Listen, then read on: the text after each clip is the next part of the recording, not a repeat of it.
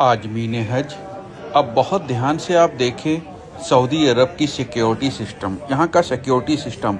हम लोगों को लगता है कि जो हम लोग यूट्यूब पे लाइव मक्का देखते हैं सिर्फ उतने ही कैमरे हैं। दोस्तों, 1-2-100 नहीं, हज़ारों की तादाद में कैमरे हैं और ऐसे ना जाने कितने सैकड़ों कंट्रोल रूम बने हुए हैं, जिसमें बड़ी बड़ी हम लोगों के घरों में जितनी बड़ी दीवारें होती हैं उससे भी बड़े बड़े टेलीविज़न वहाँ पर लगे हैं, एलईडी लगी हुई है और हर पल हर कैमरे के ऊपर 4-4 घंटे की ड्यूटी के हिसाब से सिक्योरिटी स्टाफ लगा होता है। और एक एक कैमरे के अंदर ऐसी ऐसी टेक्नोलॉजी है कि आपके नाक के बाल तक वो गिन सकते हैं, इतना ज़बरदस्त इंतज़ाम होता है। तो अगर आपका अपना कोई बैग, आपका अपना कोई सामान गिर रहा है तो इनको भी पता है कि वो आपका अपना है और आप अगर उसको उठाएंगे तो ये आपके पास कभी नहीं पहुंचेंगे। ये इसलिए लगा हुआ है कि ऐसे लोग जो दूसरों का सामान उठा लेते हैं, अगर गिरा सामान और उन्होंने सोचा इतनी भीड़ में तवाफ करते समय पैर में कोई चीज़ टकराई, आपको लगा इतनी भीड़ में हम चुप्पे से उठा लें, कैसे पता चलेगा? अल्लाह माफ़ करे, अल्लाह तो देख ही रहा है। लेकिन ये दुनिया में अल्लाह ताला ने ऐसी ऐसी टेक्नोलॉजी सऊदी अरब की सिक्योरिटी को दे रखी है, ऐसा ऐसा सिस्टम दे रखा है कि आप उस लाखों की भीड़ के मजमे में अगर पैर के अंगूठे से कोई चीज़ उठा करके अपने हाथ में पकड़ लेंगे, वो भी इनको पता चल जाएगा। और दूसरी बात आपको बताएं, आप मताफ में या मस्जिद अल हरम में बाहर जितने भी वर्दीधारी पुलिस वाले देखेंगे, आप उनको तो पहचान लेंगे ये आर्मी वाले हैं या पुलिस वाले हैं, लेकिन उससे भी कहीं ज़्यादा आम ड्रेस में, सऊदी की आम ड्रेस में, आम लिबास में पहने ना जाने कितना सिक्योरिटी सिस्टम, उनकी एलआईयू, उनकी एसटीएफ, उनकी फोर्स वहाँ पर एक्टिव रहते हैं, जो आपके हर पल का मूवमेंट पे नज़र रखते हैं। यहाँ तक कि आपको बता दे, जवान तो छोड़िए, अगर 60-65-70 साल वाला बुजुर्ग भी किसी गैर महरम किसी औरत को लगातार 40 सेकंड तक देखता रहेगा, थोड़ी देर के बाद पुलिस आके उसको उठा के लेके चली जाएगी।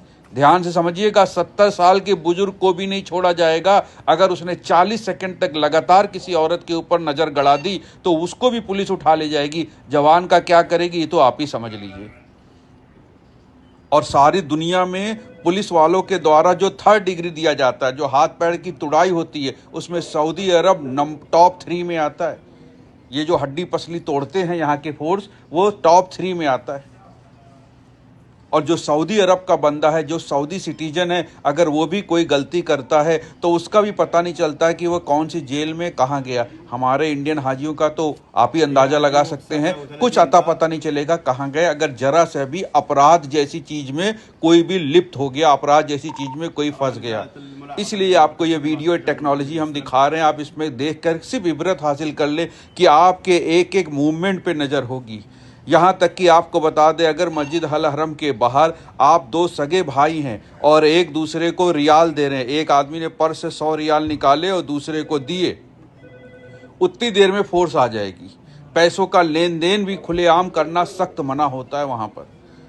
टाइम नहीं लगता फोर्स आने में मेरे भाई, इतनी ज़बरदस्त वो है वहाँ पर सिस्टम, और ऐसे ऐसे सेंसर लगे हुए हैं कि हर मूवमेंट पे नज़र रखते हैं। आप खुद अपनी नज़रों से देख लीजिए। इसलिए हमने आपको बताया कि आप किसी दूसरे का सामान बिल्कुल ना उठाएं, और अगर आपका अपना सामान गिर रहा है, चाहे वो आपका पर्स हो, चाहे वो बैग हो, कुछ भी हो, तो अपना सामान ज़रूर उठा लें, क्योंकि ये जो कैमरे की आंखें हैं ये बात को देख रही हैं कि आपने अपना सामान गिरने पर उठाया है।